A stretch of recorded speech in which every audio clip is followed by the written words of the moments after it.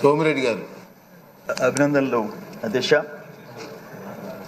ఒకటి 1996లో 1996లో మీరు ఎంపీగా ఎలక్ట్ అయినారు. ఆవిడ మినిస్టర్గా రిజైన్ చేశారు. అక్కడ బై ఎలక్షన్ వచ్చింది.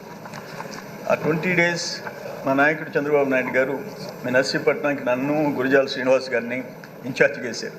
సో అప్పుడు ఫ్యామిలీతో కూడా అటాచ్మెంటు, మీరు మమ్మల్ని హోస్ట్ చేసింది అన్నీ మర్చిపోలేము. మా సిస్టర్ కూడా ఒక మాట అన్నది, మీకైతే మీ ఫేస్లో నేను చూసాను, మీరు ఎంపీగా పోవటం మీకు ఇష్టం లే, మంత్రిగా లోకల్ స్టేట్ పాలిటిక్స్ మీకు ఇష్టం, అయినా పార్టీ డైరెక్షన్ వెళ్ళిపోయినారు. అప్పుడు మా సిస్టర్ కూడా ఒక మాట అన్నది, మీరు తొందరలో మంత్రి అవుతారన్నా అన్నది.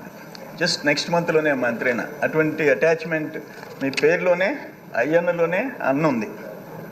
ఇంకోటి ఏంటంటే మీరు కావటం మాకు సంతోషం, కానీ ఇంకోటి డిసప్పాయింట్మెంట్ కూడా ఉంది. మీరు ఇక్కడ కూర్చోవటం, వాళ్ళు పారిపోవటం, వాళ్ళు మొఖాలు చూడాలని మాకు ఎంతో కోరిక ఉన్నది శాసనసభలో.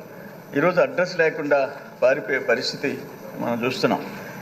అయితే ఇక్కడ ఒకటి ఫైర్ బ్రాండ్ ఈ సభలో స్పీకర్గా political super star Chandrababu Naidu గారు సభానాయకుడిగా, పవర్ స్టార్ పవన్ కళ్యాణ్ గారు డిప్యూటీ సీఎంగా, బహుశా ఇది రేర్ అసెంబ్లీ, ఇది ఒక మోడల్ అసెంబ్లీ కింద మేమందరం సభ్యులుగా వచ్చేదానికి అవకాశం వచ్చింది.